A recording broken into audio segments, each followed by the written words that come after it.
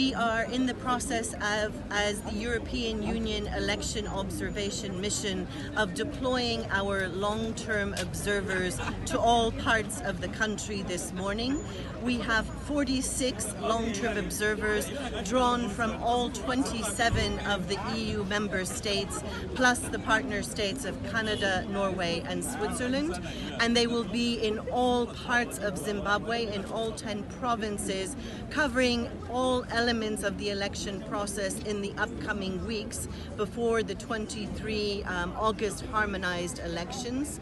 We have an invitation from the authorities of Zimbabwe to observe these elections, but we also have an administrative agreement which has been signed between the European Union and the Zimbabwean government, which allows us access to all parts of the process and to all interlocutors. And so we will be looking at the process in a very balanced and impartial way, meeting with all political sides, meeting with all different actors from the point of view of the political class down to civil society, the media and the social media, to understand in a full-bodied way how this election process is taking place before, during and after the elections. So it's a long-term mandate which considers that elections are not just election day, but really have an element which marries with international commitments such as equality or universality, and those are the kinds of things that we will be looking at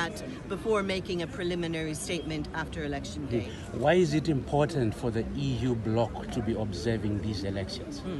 I think it's important for the European Union as a community of democracies to also support those countries who would like to see democracy move further in their own country. And so as a spirit of partnership, we're here to promote and to defend those democratic principles and to see the extent to which those international documents which the Zimbabwean authorities have willingly aspired to are seen in this election process. Talking of democratic principles, can you mention some of them? Yes, so as I was just saying, principles of equality. Is every citizen able to vote in the process on equal terms? Universality, does that mean that every person can vote in the same way without hindrance and without the need for additional measures? Elements of transparency, elements of accountability.